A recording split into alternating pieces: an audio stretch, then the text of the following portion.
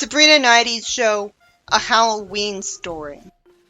Sabrina's aunts sing about Halloween, which at least means they're having fun, but it's kind of lame to watch. I guess they like it just because that's what a mortal would expect to be the favorite holiday of witches. More of a meta-logic thing than real logic. They point to make the pumpkins glow, and they care more about the holiday than Sabrina. Zelda puts her hands on Sabrina's shoulder, and Sabrina's lazy costume alone gets her aunts to shapeshift her into an old lady.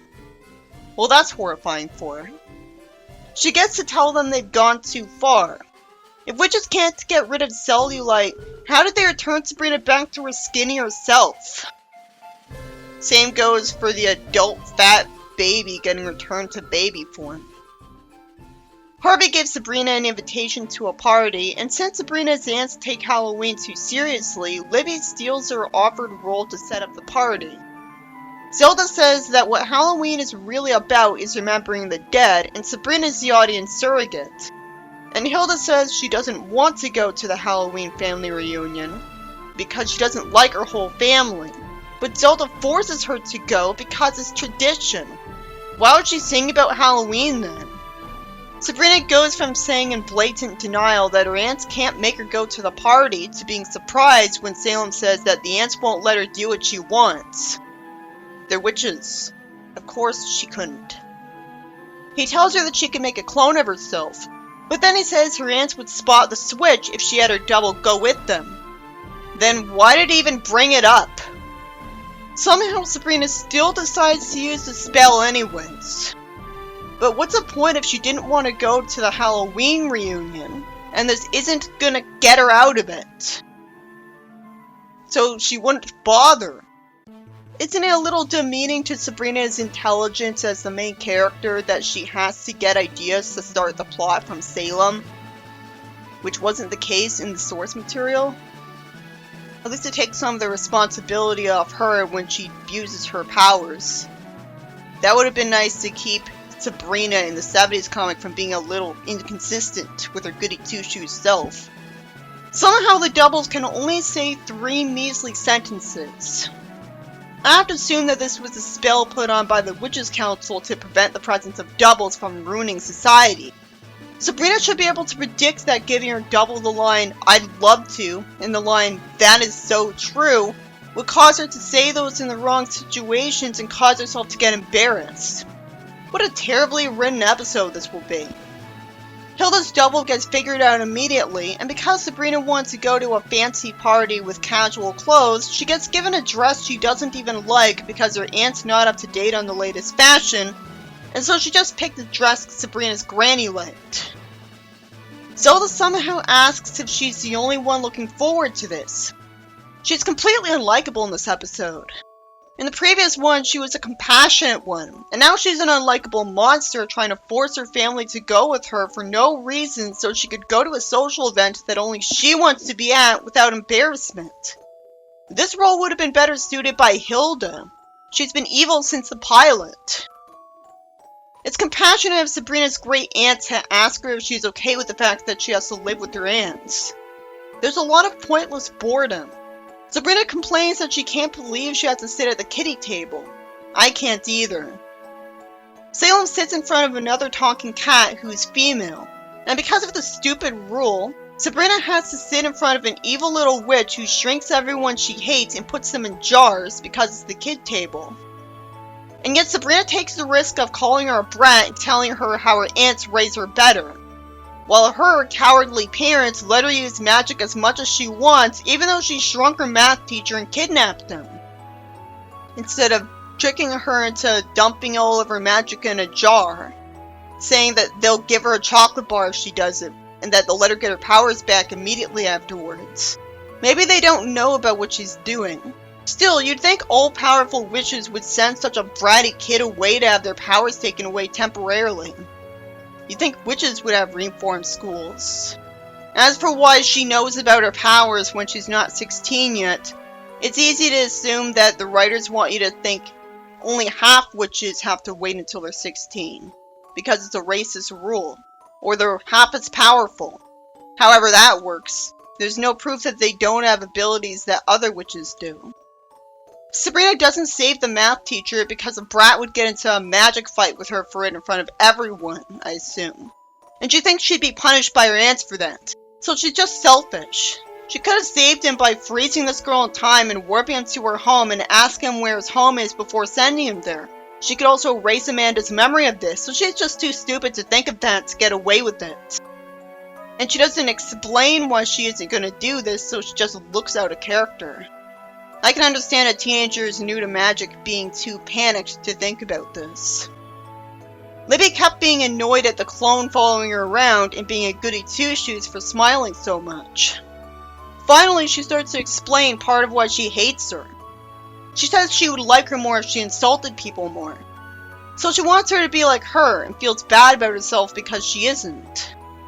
Later, the brat shows her mother Sabrina in a jar because she was impossibly stupid enough to not color with her. And somehow she just says that's so cute. As for why Sabrina didn't get out of it, Amanda's later episode has her disable the magic of another witch for a while by shapeshifting her. So, it turns out the Witches' Council are too careless to think they should make magic disabling impossible for most. I mean, a kid could save herself from her abusive parent that way. I guess the Witches' Council office that they all sit together at is enchanted against that exact spell. I guess the reason the aunts don't stand up for her with magic is that they're afraid that if she gets out right away, she'll just put her back in, or worse. And they don't want to cause a fuss and get kicked out of the party from a magic fight. I wish the story would explain that the reason she's fine with Sabrina being put in a jar is that she knows Sabrina is a half witch, so she doesn't care. It'd be annoying, but at least I'd know the answer. Libby says that since the party's so lifeless for no reason, she says someone should streak. And to her credit, she wasn't trying to talk Sabrina into it, and was actually surprised and impressed that she said she'd love to. It's still evil of her to encourage her after she had enjoyed having her listen to her the whole party. And it shows us the softer side of her that she was actually willing to enjoy her company by talking to her a lot. We got to see a side of her that wasn't just being mean to Sabrina. It makes it all the more confusing that she bullies her then. So what, she's only bullying her because she doesn't want to walk at her side and listen to her gossip about people? Or whatever she was talking about? That's kind of weird that she just punishes her for not wanting her full attention. Harvey of course tries to talk her out of it, and somehow the double stammers I as if she's trying to say multiple pre-programmed sentences at a time. You'd think that kind of bug would be ironed out after thousands of years. I guess it's in response to her detecting a request and an opinion at the same time. I guess the reason this happens is the Witches' Council cursed the double spell to be like this so that doubles couldn't actually be abused. Making the spell so useless and incompetent it wouldn't still be in the spell books. Zelda reveals she's the one who got Sabrina out of the jar. And at least the brat hugs her mom. Sabrina gets an expensive gift certificate for talking to someone dead. Somehow she doesn't immediately understand what a reanimation is for. And she's told she has to do this tonight because the gap between the living and the dead is weakest on All Hallows Eve. That justifies why witches like Halloween so much.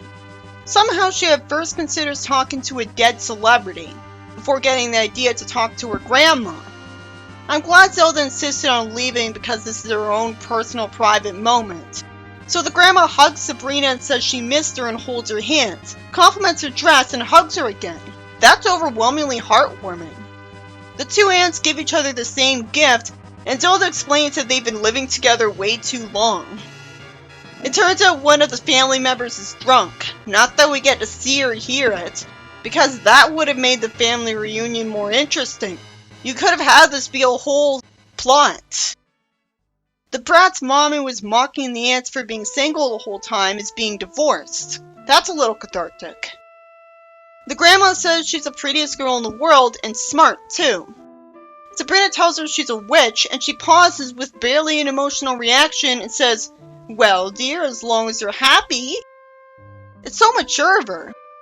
I say that because her saying "as long as" means that she isn't comfortable with it, but she doesn't let that tempt her into hurting her feelings. I don't know why she was surprised that Sabrina's a witch.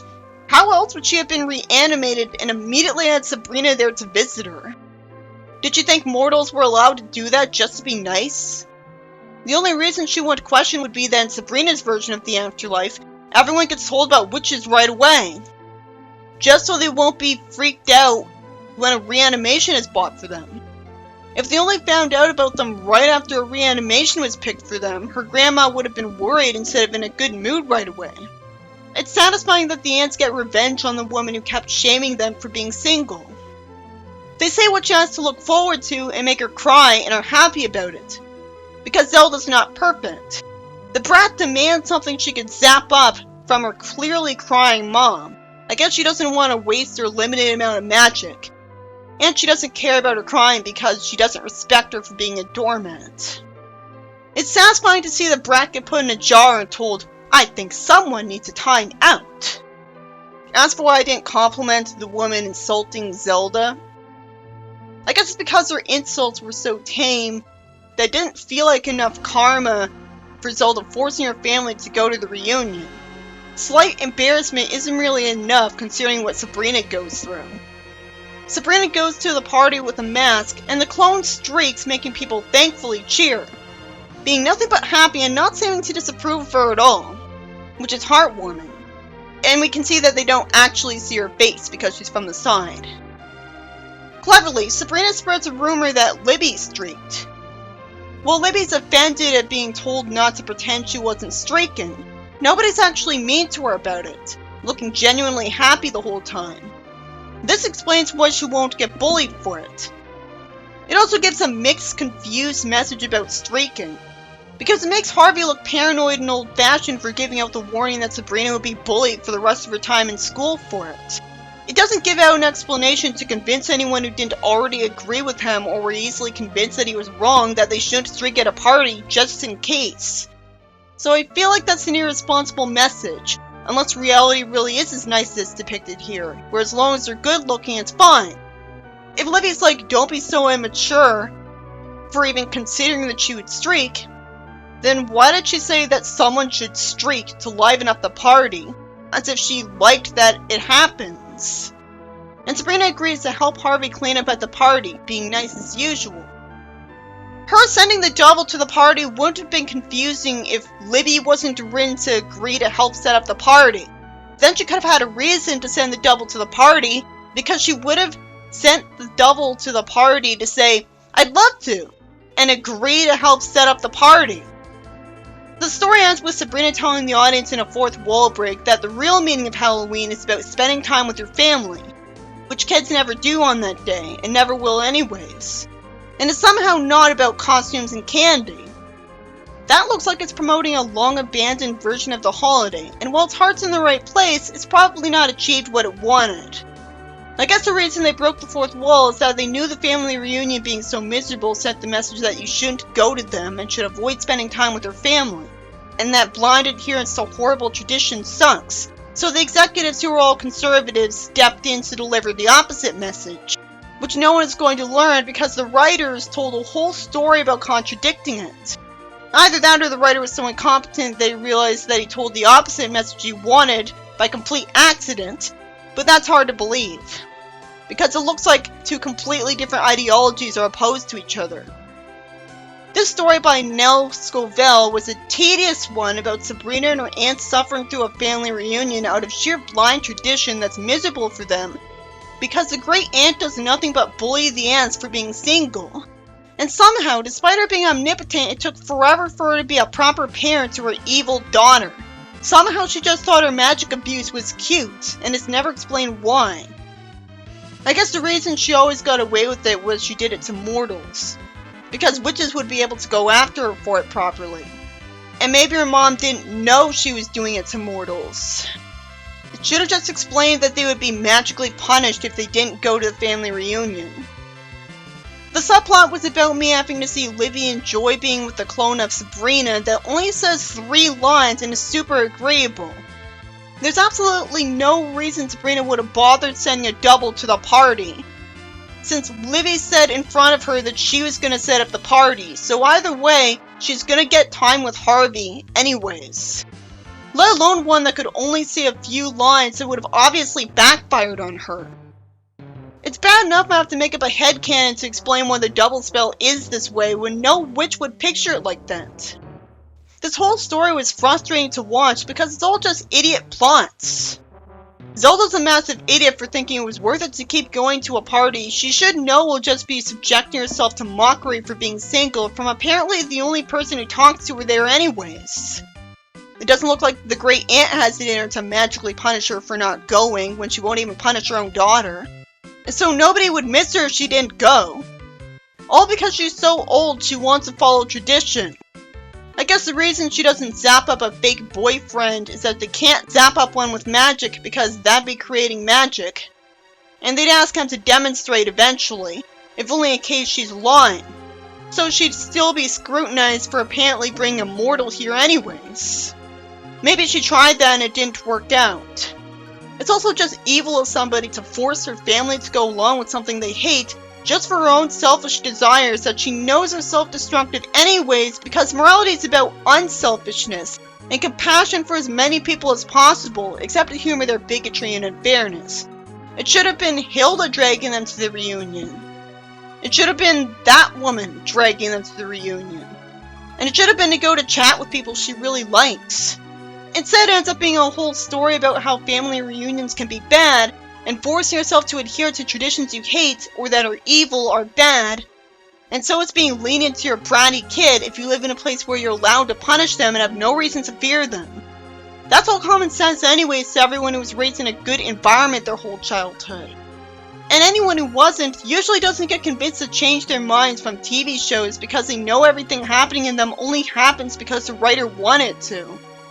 So what was the point of the story existing for the audience? Was it for the writer to rant about how awful his family reunions are? It's not a very well written message about peer pressure being bad, because it does it with one of the most common sense things besides hard drugs. And people approved of Livy and never go on to bully her, so Sabrina might have had no consequences to streaking after all. Although I didn't think about that the last 2 times I saw this episode, because it did such a good job making us scared of the consequences of it. So that's harmless.